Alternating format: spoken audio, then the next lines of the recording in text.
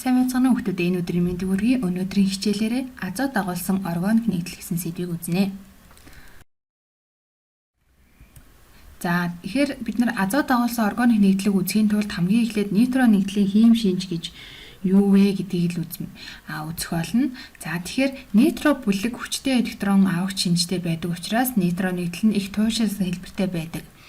За тэгэхээр нитро нэгдэл гэж юу юм бэ гэхлээр азот нь хүчил төрөгчтэй холбогдоод мөн нэг радикалтай холбогдсон нэгдлийг нитро нэгдэл гэж нэрлэдэг байх нь. За тэгвэл энэ шинжийн нөлөөгөөр хялбархан ус төрөгчөөр ангижирч харгалзан аминыг үүсгэдэг. За тэгэхээр ямар нэгдэл үүсгэдэг, ямар томьёотой байх вэ гэхлээр энд амин бүлэг буюу аминыг үүсгэсэн ургалын тэгштэл харагдаж байна. За тэгвэл концентрацтай хүчлийн уусамлын нөлөөгөөр нитро алкан гидролизд ороод харгалзан карбон хүчил ба гидроксил аминыг үүсгэдэг. За тэгэхээр концентрацтай хүчлийн уусамлтай орно гэхлээр нитро этан нь H2SO4 дөрөвтэй урвалд ороод тэгээд энэ урвалын үр дүнд бол цууны хүчил COH-тэй мөн гидроксил амины сульфат үүсэж байгаамаа. За тэгэхээр энэ нэгдлийг бол яах нь концентрацтай хүчлийн уусамлын нөлөөгөөр бол ингэж явуулдаг байх нэ. За хоёрт нь болохоор нитро бүлгийн хүчтэй туйлшрагч яг нөлөөнийх нь улмаас энэ нэгдэлтэй холбогдсон нүүрс төрөгчийн атом дээрх ус төрөгч нь ерөөсө хөдөлгөөнтэй болоод бусад атом ба бүлэг атомор халагдах боломжтой болдгоо. За тэгэхээр тэр нь яаж халагддаг вэ гэхлээр доор урвалын тэгштэглэн. За мөн нитро этан нь борон болон калий OH-ийн уусамлын нөлөөгөөр нь урвал явагдаж байна. За үүний дүнд нөгөө нитро бүлгийн нөлөөгөөр яах нь энэ ус төрөгч нь бусад атомор халагдана гэхлээр ус төрөгч нь боромоор халагдсан байна. CH3, CHNO3 гэ. За CH-аас бором нэгээ саллалаад нэг ус төрөгчийн оронд бором орж ирсэн байна. За тэгэхээр нөгөө бором нь яасан бэ гэхлээр энэ калием боромыг үүсээд ус ялгарсан гэсэн ийм урвалын тэгштэл бол явагдсан байна. За тэгвэл нитро нэгдлийн гаргаа авах арга ямар арга байд юм бэ гэхлээр ерөөсөө л үндсэн арга нь бол тохирох нүүрс төрөгчийн нитро ожих хурвал байдаг. За тэгэхээр нитро ожих хурвал гэж юу юм бэ гэхлээр азотын хүчлийн нитрожуулагч хольц буюу азот ба хүрийн хүчлийн хольцыг хэлээд байгаа юм. За эсвэл оксидантын оролцоотойгоор явагдана гэсэн үг. Ерөөсөө л яах нь нитрожуулах урвалын нөлөөгөөр энэ бол нитро нэгдлүүдийг бол гаргаж авдаг байх нэ. За тэгэхээр алканыг нитрожуулах урвал гэж байгаа юм. За тэгэхээр нэг бол азотын хүчил хүрийн хүчлийн хольц эсвэл оксид гэсэн. Тэгэхээр энэ дээр бол яах нь метан дээр HNO3-ыг нэмээд өгч जैन. Тэгэхээр нитрометан үүсээд ус ялгарч जैन. Тэгэхээр энэ урвал нь бол шингэн болон уурын фазад бол явагддаг байхаа нэ. За тэгэхээр энэ алканыг шингэн фазад дотлоор сулруулсан азотын хүчлээр нитрожуулдаг. За тэгэхээр азотын хүчлээр сулруулсан азотын хүчлэр бол эхний ад нь бол сулруулт нитрожуулна гэж байна. За тэгэхээр энэ хүү нэгдлийг нитрожуулахлаад энд бол яах нь нитрометан үүснэ л гэсэн үг байна нэ. За тэгэхээр энд бол яг энэ урвалын дүнд 2 метил 2 нитробутан үүсдэг байх нэ. За бид нь болохоор уурын фазад алканыг 350-500 градус температурт нитрожуулна гэж байгаа юм. За тэгэхээр энэ 350-500 градусын температурт нитрожуулсны үр дүнд 2 нитропропон үүсдэг байх нэ. За мөн ус үүснэ гэсэн үг байна. За тэгвэл задгай хэлхээтэй анхдагч ба хоёрдагч нитро нэгдлүүдийг нүүрс төрөгчийн галоген туламжлалыг мөнгөний эсвэл натрийн нитриттэй урвалд оруулах замаар бол бас гаргаж авч болдог байх нь.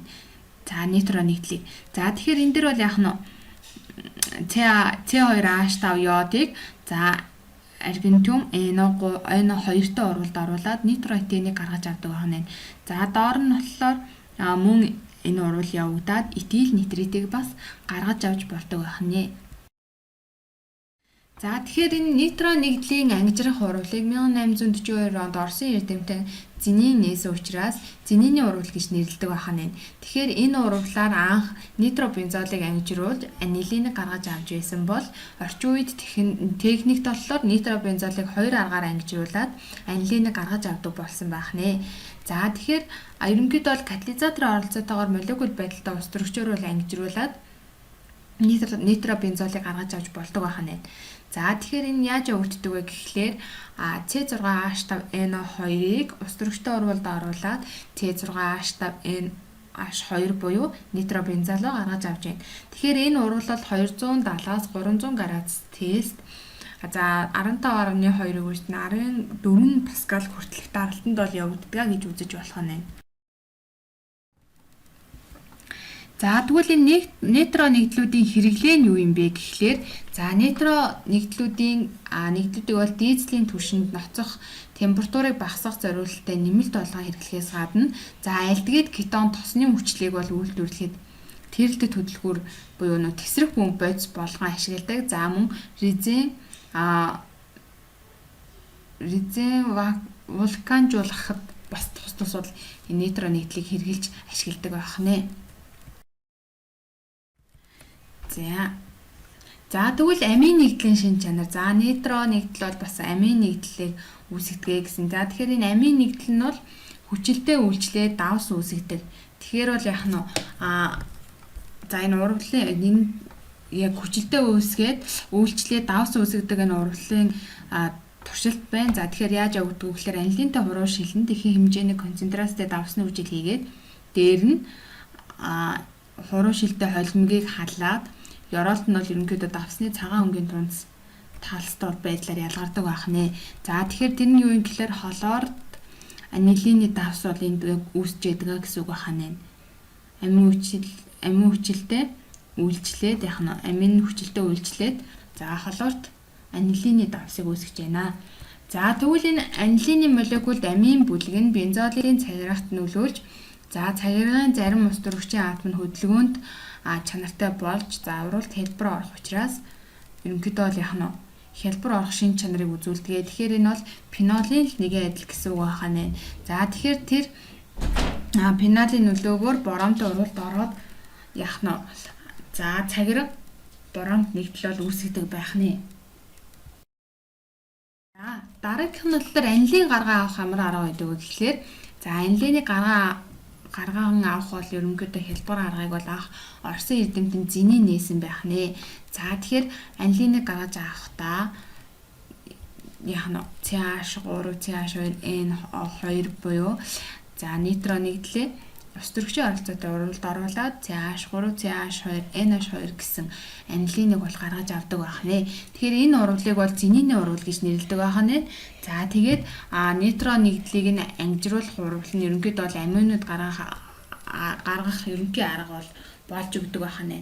За тэгэхээр энэ үйлдвэрлэлт нитро бензолыг хүчилтэй орчинд металлаар ангижруулад анилыг гаргах аргыг бол өргөн хэрэгжилж ирсээр байх нэ. За тэгвэл энэ амийн нэгдэл гэж юу юм гэхлээр амийн нэгдлийг бол будгийн үйлдвэр, гадаргуугийн идэвхтэй бодис, за тэгээд эмийн үйлдвэрт бол сонгомбол үйлчилгээтэй уусгавч болгон хэрэгэлдэг байх нэ. За энэ дээр хэрэглээ. За амийн хүчил. Тэгэхээр бол энэ амийн хүчил нь бол карбоксил бүлэг нь амийн хүчлийн карбоксил бүлэг нь нөгөө амийн хүчлийн амийн бүлэгтэй үйлчлэлцээ. За ус ялгаруулах замаар хоёр амийн хүчлийн молекулууд нэгдээ D50-ийг үүсгдэг байх нь. За тэгэхээр энэ доор нь явагдах урвалын тэгштэл нь бичигдсэн байна. За дараа нь D50-ийг үүсгэж байгаа нь CO, NH2 гэсэн холбоо амидын буюу пептидийн холбоо болж өгдөг байх нэ. За тэгээд энэ үүссэн D50-д нь мөн л амин ба карбоксил бүлэгтэй байгаа учраас дахин цаашаа амин хүчлийн молекултай конденсацийн урвалд ороод Tri50-д улмаар poly-peptide-ийг бол ерөнхийдөө ингээд урт гинжин хэлхээнүүдийг үүсгээд пептидтэй холбоог бол ингээд цааш үргэлжлүүлээд үүсгээд явдаг байх нэ.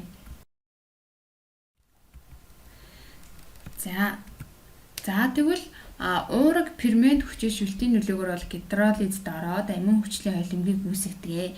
За тэгвэл галлиген карбон хүчлийг бол аммиакаар үйлчлэхэд амин хүчийг мөн адил үүсч байдаг байна.